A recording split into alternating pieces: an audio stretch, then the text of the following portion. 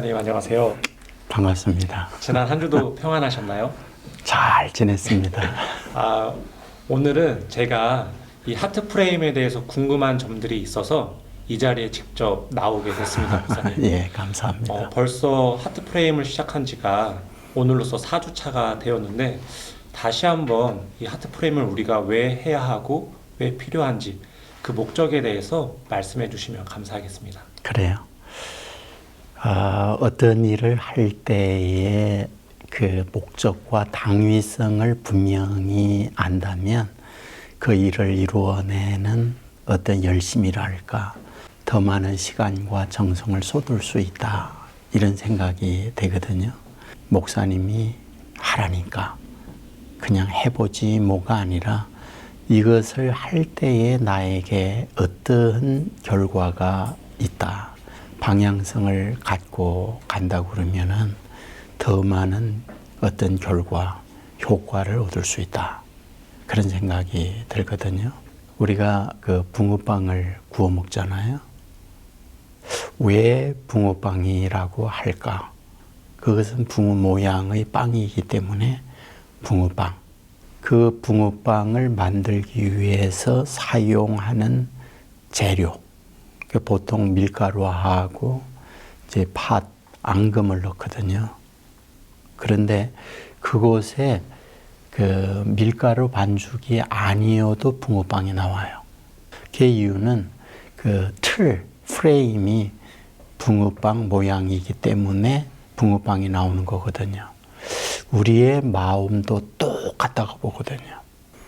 그러니까 지금까지 내가 살아왔던 내 삶이 고단하고 내가 싫다면 원인이 어디 있을까? 많은 경우는 그 프레임의 문제거든요. 마음의 틀의 문제거든요. 그래서 그 마음의 틀을 정말 행복하고 감사할 수 있는 것으로 바꾸어 내야겠다라고 하는 것이 제 가고자 하는 방향이에요. 캐럴 드웨이라고 하는 스탠포드 대학의 교수님이 계시는데 마인드셋이라고 하는 책을 내셨어요. 근데 그 책을 읽어보면 그 사람의 마음을 둘로 나누고 있어요. 성장형 마인드셋과 고정형 마인드셋이에요. 고정형 마인드셋을 쉽게 말한다면은 운명론적 사고라고 할 수 있죠. 나는 팔자가 그래. 타고난 걸 어떻게 해? 그래서 자기의 운명 자체를 바꾸어 가고자 하는 의식이 없는 이미 모든 것이 주어져 있는 삶의 현장에 그냥 순응하면서 사는 거죠. 그런데 이분은 여기에서 성장형 마인드셋이 있다. 그러니까 우리의 마음의 프레임을 얼마든지 바꿀 수 있고 그 운명을 새롭게 거듭나게 할 수 있다. 이것을 이 책에서 그냥 이론적 설명이 아니라 실험적 근거를 가지고 이 책을 쓰고 있거든요. 그 가운데 하나의 예를 든다면은 미국 LA에 있는 가필드 고등학교의 예예요. 이 학교가 위치하고 있는 것은 소위 멕시칸 촌이에요. 미국에 살고 있는 분들은 멕시칸 그러면 마이너리티 하층민으로 살아갑니다. 그러니까 마약이라든지 경제적 가난, 배우지 못함 이런 가운데에 거의 대부분이 대물림돼요. 그러니까 그 고등학교의 학생들이 정상적으로 공부해서 졸업을 하는 아이들이 많지 않았고 갱이라든지 마약이라든지 이런 쪽으로 많이 흘러가요. 그런데 그곳에 에스칼란테라고 하는 선생님이 새로이 부임하거든요. 근데 이 선생님이 아이들에게 무엇을 말하느냐, 자기가 맡고 있는 과목을 가르치기도 하지만 그 아이들에게 마음을 바꾸는 작업을 해요. 너희들이 주어져 있는 환경이 그렇다고 해서 바뀌지 못하는 게 아니다. 너의 마음을 새롭게 하고 마음을 다짐하면 얼마든지 너희들의 인생이 달라질 수 있다. 근데 그걸 얘기하거든요. 그 선생님의 가르침을 아이들이 받아들여요. 그리고 공부를 했는데 그 아이들의 결과가 어떠냐? 미국 고등학교의 전 실력의 레벨에서 5위까지 상승이 된 거예요. 미국 교육계가 발칵 뒤집혔죠. 왜? 도저히 그 학교가 아이들에게 그럴 수 있는 실력이 안 되거든요. 배경 자체가 이미 하층민이고 대물림된 어떤 가정의 상황이기 때문에 바꿀 수가 없어요. 그리하여 연구를 한 거예요. 무엇이 아이들로 이런 변화를 가져왔을까? 그랬더니 성장형 마인드셋으로 그 아이들을 바꾸어 냈더니 그 아이들이 그렇게 바뀐 거예요. 그래서 제 하트 프레임을 조금은 힘들 수 있지만은 함께 한 걸음 한 걸음 나아가자, 이런 마음으로 우리가 훈련을 하고 있습니다.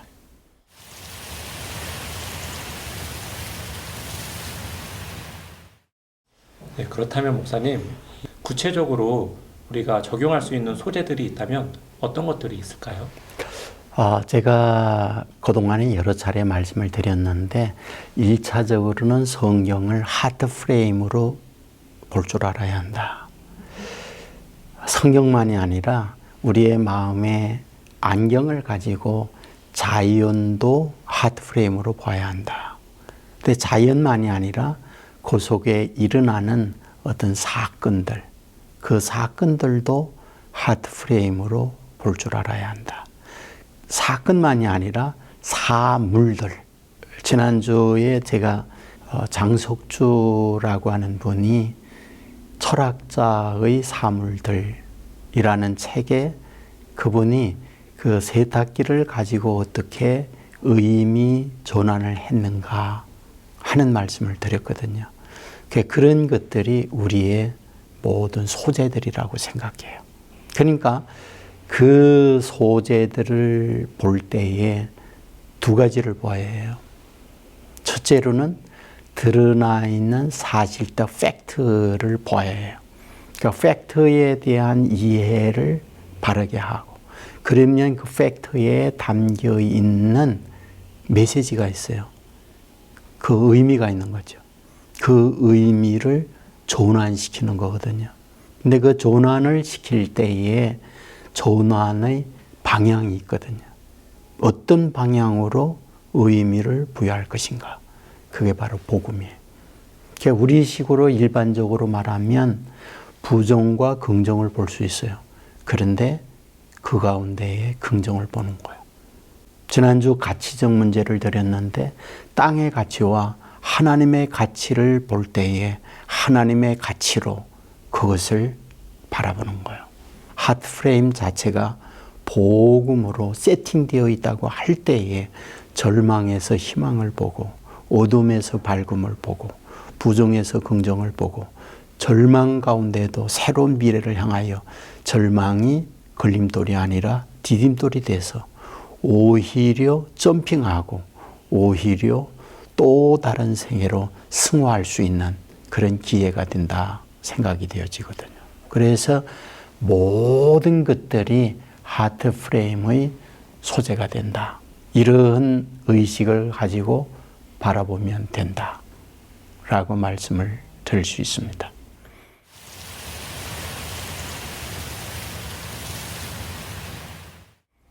그럼 목사님, 구체적으로 네. 이 성경을 가지고 하트 프레임을 할 수 있는 어떤 예를 한 가지 제시해 주시면 감사하겠습니다. 네. 그 성경은 크게 둘로 나눠져 있어요. 율법과 복음이에요. 근데 율법을 보면서도 복음을 봐야 되거든요. 율법은 인간의 수고, 인간의 노력, 인간의 행위로 뭔가 얻음으로 그 결과물을 얻는 거예요. 복음이라고 하는 것은 내가 행위가 없고 죄인이고 허물이 많음에도 불구하고 하나님께서 그 같은 나에게 은혜를 주고 나를 위하여 십자가상에 돌아가심으로 죄의 문제를 해결하고 복을 내려준다라는 것이 기쁜 소식이에요. 그러니까 성경을 보면서 그 가운데에서 그런 말씀을 찾아내는 거거든요. 예를 든다면 시편 23편 1절의 말씀을 갖고 한번 생각해 볼 수 있어요. 우리가 잘 아는 거니까. 여호와는 나의 목자시니 내게 부족함이 없으리로다 라는 거거든요. 이것은 다윗이 자신이 목동으로서 경험적 이야기를 하나님과 대입을 해서 그 시를 썼거든요. 그런데 여호와가 나의 목자다라고 할 때에는 우리가 일반적으로 목자가 양을 돌보고 양의 가는 길을 인도하고 앞서가는 분이다. 좋은 우리의 인식을 일반적으로 갖고 있잖아요. 그런데 그 부분을 가만히 생각을 해보면 여호와가 목자라는 표현은 사실은 맞지 않는 표현이거든요. 왜? 당시 유목하는 사람들에게 있어서의 목자, 목동은 하층민이 하는 거거든요. 그런데 어떻게 여호와를 그와 같이 끌어내리고 있는 거지? 라고 하는 생각을 할 수 있는 거거든요. 우리가 성경을 보면 다윗이 골리앗이 있는 곳에 왔을 때 다윗의 형들이 요기를 했거든요. 양들 어떻게 하고 여기 왔냐고 막 혼내거든요. 그러니까 그 자체가 목동이라는 그 직업이나 신분 자체가 가장 바닥에 있는 사람들이 하는 건데 도대체 어째서 성경은 여호와가 나의 목동이라고 이렇게 표현하고 있는 거지? 그런 질문을 던질 수 있잖아요. 그런데 이것은 하층민으로 내려오신 예수님을 표현하고 있는 거잖아요. 예수님은 나의 목자시니 내게 부족함이 없으리로다.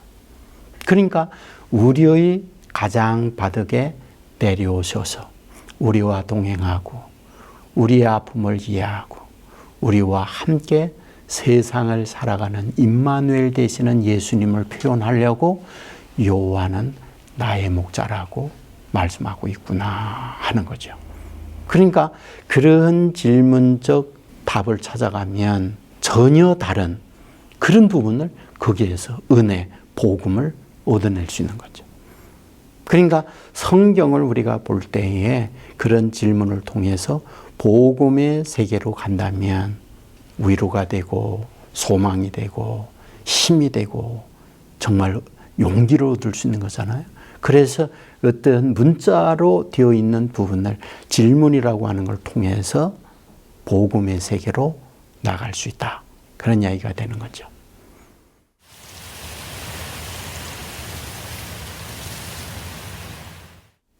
네, 그럼 목사님, 그러니까 사건에 대해서도 우리가 하트 프레임을 할 수 있다고 말씀하셨는데 또 사건에 대한 한 가지 예를 들어주시면 감사드리겠습니다.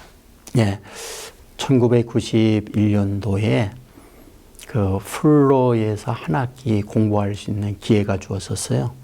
그리고 처음으로 제가 미국을 갔기 때문에 그때 함께 갔던 목사님들이 2주간을 미국 여행을 했어요. 구경을 하고 마지막 코스가 하와이였어요. 근데 제가 하와이에 가서 어떤 자연 경관을 보기도 하지만은 굉장히 새로운 것들을 많이 보았어요. 첫째, 파인애플 농장이었거든요. 저는 그 전에 파인애플 그러면 과일로 생각하고 과일은 나무에 맺히는 열매로 알았거든요. 그래서 가이드하는 분이 파인애플 농장에 갔을 때 무성한 과일나무가 있으리라고 과일나무를 살피니까 없어요. 근데 파인애플 농장이라는 거예요. 그래서 가서 보았더니 배추가 자라듯이 파인애플이 바닥에 쫙 걸리는 거예요. 난 그때 처음으로 알았어요. 파인애플이 배추처럼 뿌리 내리고 자란다는 거. 그 다음에 제가 사회 시간에, 자연 시간에 화산에 대한 공부는 했거든요. 활화산, 사화산. 거기에 가보니까 활화산이 있는 거예요. 지금도 화산이 일어나고 용암이 흘러서 내려오면서 물처럼 바닷속으로 계속 흘러 들어가는 거예요. 와, 난 처음으로 본 거거든요. 거기에 가서 또 본 곳이 뭐냐 하면 한국의 제1세대 이민자들이에요. 처음으로 대한민국에서 이민을 간 사람들이 하와이에 갔거든요. 그 출발이 어디냐? 인천항이었어요. 떠난 사람들이 누구냐? 내리교회 사람들이 대부분이었고 인천에 있는 사람들이 거의 대부분이 이민 1세대 배를 타고 일본항을 거쳐서 태평양을 거쳐 하와이에 도착했거든요. 가서 한 것이 무엇이냐? 사탕수수밭에 가서 사탕수수 가꾸고 그런 일을 하는 사람들이었거든요. 제가 그곳에 가서 그분들의 삶에 대한 이야기를 들은 거예요. 대개 20대였어요. 청년들이요. 일할 수 있는 건강한 그들이 간 거예요. 엄청나게 뜨거워요. 한국과 일기가 달라요. 음식이 달라요. 언어가 달라요. 당시의 노예와 같은 환경에서 매질당하고 고생을 하면서 그 일을 한 거예요. 거기에다가 그들이 있는 처음 교회, 내리교회에서 갔으니까 거기에서 성도들이 신앙생활을 한 거예요. 그 현장. 그리고 제가 갔을 때 가장 눈물 나는 현장은 공동묘지였거든요. 내 묘지가 화려하고 그런 게 아니에요. 한글도 옛날 지금과 같은 한글이 아니라 그 한글로 누구며 그와 같이 그곳에 있는 거예요. 제가 그곳에 이렇게 서서 그 생각을 하는 거예요. 20대 같은 그들, 가족을 두고 떠나갔던 그들은 어땠을까? 참으로 해안이 있는 눈물 나는 시간들을 보냈겠구나. 한 달 동안 일했을 때 버는 돈이 70불이었거든요. 그러니까 몇 센트씩을 받고 일한 거예요. 근데 그 돈을 가지고 상당한 부분을 독립자금으로 돈을 내고 그리고 거기에 교회를 짓고 그리고 놀라운 사실이 인하 대학이라고 하는 것이 그분들이 모았던 돈을 가지고 세웠던 대학이 인하대학이거든요. 이는 인천 사람들이라는 하는 하와이의 사람들이라는 말이에요. 그걸 따서 인하대학을 진 거예요. 저는 그곳에 그분들을 보면서 정말 많은 생각이 교체됐거든요. 그 무덤을 보면서 깨달아지는 게 뭐냐? 감사요. 우리의 아름다운 축복의 열매를 거두었던 이분들이 씨앗이었구나 하는 생각을 갖게 된 거죠. 그래서 그 하와이에 가서 가장 많이 느꼈던 것, 그분들의 헌신적 수고와 노력, 그것은 감사요, 그것은 희망의 씨앗이었구나. 그리하여 무덤 앞에서 감사하구나 하는 고백을 하게 됐던 거죠.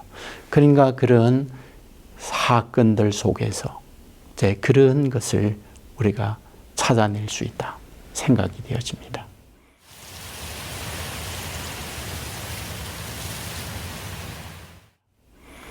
네, 말씀 너무나 감사합니다, 목사님.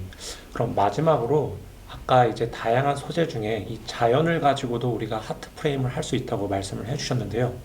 마침 오늘 밖에 가을비가 내리고 있습니다. 목사님, 그럼 이 비를 가지고도 우리가 하트 프레임을 어떻게 할 수 있을까요? 내리는 비에 대하여도 어떤 관점으로 비를 보느냐에 따라서 굉장히 달라지거든요. 비 내리면 대개 어떤 생각? 차분한 생각이 들죠. 그러면 내리는 비를 보면서 우리의 마음에 번잡하고 있으니 우리의 마음을 차분하게 하는 메시지로 비가 내리고 있구나라고 볼 수도 있어요. 그런데 비라고 하는 근원적 부분을 우리가 한번 생각해 볼 수도 있죠. 비란 뭐지? 하늘에서 내려오는 물이잖아요. 근데 이 물이 어떻게 하늘에 올라간 거지? 바다나 강물에 햇빛을 받음으로 물이 증발하죠. 그게 기체가 돼서 하늘로 올라가잖아요. 그 하늘로 올라간 그것을 우리는 구름이라고 그러잖아요. 지체들 달라붙다 보니까 물방울이 되어져서 땅에 떨어지는 것, 이게 비거든요. 근데 가장 지금 심각한 문제가 공해거든요. 미세먼지라든지 차량의 배출 공장에서 배출하는 매연이라든지 그런데 비가 내리면서 그런 것들을 다 씻어서 땅에 내리잖아요. 그 비가 오고 난 이후에 청명한 날씨가 되어지는 이유는 하늘에 수많은 쓰레기를 청소하는 것이 비인 거죠. 그래서 내리는 비를 보면 비는 우리에게 건강을 주려고, 좋은 공기를 주려고 청소하는 청소부구나, 이런 마음을 갖는 거죠. 그것뿐만이 아니죠. 강이나 바다에서 기체가 돼서 물이 올라가는데 땅에 떨어질 때에는 바다나 강으로 떨어지기도 하지만 많은 경우는 육지, 땅에 떨어지거든요. 땅에 떨어짐으로 어떻게 할까? 땅을 적시잖아요. 땅에 싹들을 나게 하고 땅에 있는 나무라든지 곡식을 자라게 하잖아요. 그리고 그곳에서 열매를 맺게 하잖아요. 그러므로 비는 무엇이냐? 축복을 가져다 주는 좋은 소식을 전하는 메신저와 같은 것이 비구나. 그 비를 보면서도 여러 가지 관점에서 해석해낼 수 있고 볼 수 있다. 중요한 사실은 관점이라는 거. 그게 복음적 관점으로 우리가 보아야 한다는 거. 이것을 말씀을 드리고 싶어요. 목사님 말씀을 들으면서 부연적으로 들었던 생각들은, 매연이나 먼지가 가득하면은 해를 보기가 어렵고 밤하늘의 별을 보기가 어렵듯이, 우리의 마음이 검고 흐릿하면 하나님의 사랑을 볼 수 없겠다. 그래서 성령의 단비가 내려야 하나님의 얼굴과 사랑을 잘 볼 수 있겠다 하는 하트 프레임을 스스로 한번 지금 즉흥적으로 해봤습니다. 최고네, 최고. 네.